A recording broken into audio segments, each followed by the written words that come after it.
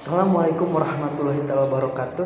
Perkenalkan, nama saya Aditya Nugraha dari kampus Universitas Muhammadiyah Tasikmalaya, Prodi S1 Keperawatan, kelas 1A semester 2. Di sini saya akan menjelaskan mengenai akhlak ibadah, dan tujuannya adalah untuk melengkapi salah satu tugas dari mata kuliah Al-Islam Kemuhammadiyahan. Di sini sudah mencatatnya sedikit. Yang pertama ada pandangan Islam terhadap kehidupan sosial.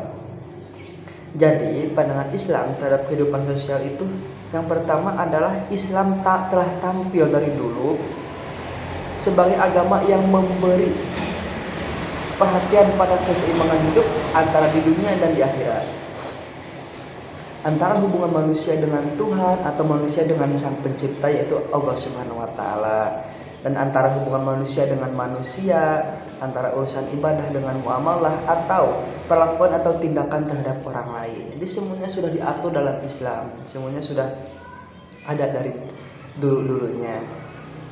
Dalam bidang sosial, ini Islam menjunjung tinggi tolong menolong, saling menasihati tentang kebaikan, saling musyawarah, saling halus tentang hak dan kesabaran, kesetiakawanan, atau tenggang rasa dan kebersamaan. Itu sudah ada dalam Islam.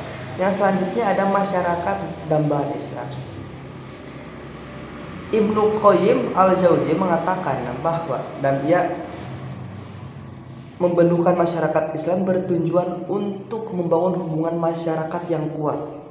Jadi masyarakat yang kuat ini adalah masyarakat yang menerapkan sebuah ikatan yang terbangun di atas kecintaan sebagai realisasi sabda Rasulullah yang berbunyi, tidaklah sempurna iman salah seorang di antara kamu sehingga ia mencintai saudaranya sebagaimana dirinya sendiri.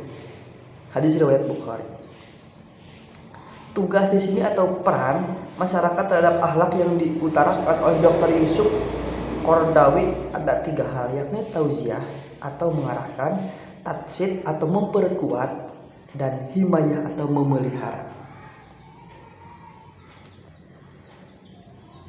Dan ada di sini ada sedikit lagi mengenai tauziah atau pengarahan. Itu bisa dilakukan dengan penyebaran pamflet, penyampaian di berbagai media massa, penyampaian di berbagai media dakwah, dan irsyad atau menunjuki jalan yang lurus. Dan selanjutnya ada toleransi antar dan antar umat beragama. Yang pertama adalah dasar mengapa Allah Subhanahu wa taala menetapkan perbedaan sebagai sunnahnya adalah sangat beralasan. Yang pertama penghargaan terhadap kehidupan umat manusia. Yang kedua, kebutuhan dasar manusia untuk bersaing. Jika dilihat dari sepintas, kebutuhan ini berkonotasi negatif. Namun jika dipahami lebih jauh, wajar karena sifat manusia secara individual memerlukan pengakuan eksistensi dirinya. Yang selanjutnya ada prinsip Islam dalam mewujudkan kesejahteraan sosial. Lalu bagaimana sih prinsip Islam untuk mewujudkan kesejahteraan sosial? Jadi kesejahteraan berasal dari kata sejarah, yang menurut Kamus Besar Bahasa Indonesia berarti aman. Yaitu kesejahteraan atau sejahtera itu berarti aman, makmur, dan sentosa. Sedangkan kesejahteraan sosial merupakan gambaran umum masyarakat yang merasa aman, makmur, dan sentosa. Di sini saya sudah merangkum dari beberapa pengertian tersebut dapat digali maknanya. Yang pertama, makna keselamatan adalah terma pertama yang menjadi rujukan manusia dalam memandang dirinya sendiri. Sifat selamat akan membawa diri pada kemampuan manusia untuk melanjutkan kehidupan selanjutnya, baik itu kehidupan dunia maupun akhirat. Yang selanjutnya ada makna kedamaian, merupakan kelanjutan dari makna keselamatan. Dalam keadaan ini manusia diharapkan selalu berdamai dengan manusia lain. Gitu. Jadi kita harus selalu berdamai dengan manusia lain, harus tentram, harus memiliki rasa empati terhadap orang lain, seperti itu. Harus menyayangi, harus saling tolong menolong, saling bantu, dan memiliki rasa kasih sayang terhadap orang lain. Yang selanjutnya ada pandangan Islam terhadap beberapa persoalan. Dampak yang paling sering nampak di dalam masyarakat menurut saya itu adalah masalah kemiskinan, kebodohan, dan pengangguran. Itu yang paling sering terjadi di masyarakat kita.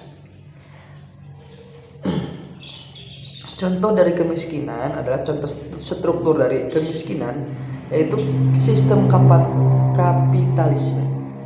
Dalam sistem ini hak-hak pribadi sangat dilindungi oleh negara, sehingga siapapun berhak mendapatkan apa yang diinginkan. Itu karena tidak mengherankan jika yang kaya akan semakin kaya dan yang miskin semakin miskin. Itu menurut saya.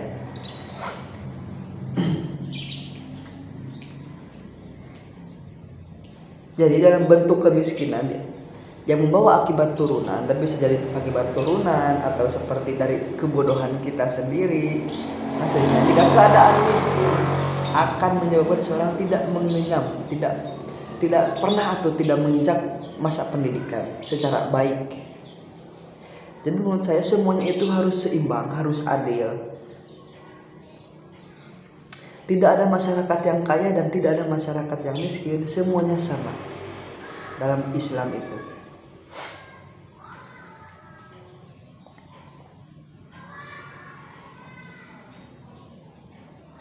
Dan di sini ada sabda dari dan yang berbunyi, dan tidak ada suatu binatang melata pun di bumi melainkan Allah yang memberi rezekinya, dan Dia mengetahui tempat berdiam binatang itu dan tempat penyimpanannya. Semuanya tertulis dalam kitab yang nyata, Lauh Mahfud atau di Lauh Mahfud. Dalam Quran surah Hud ayat 11.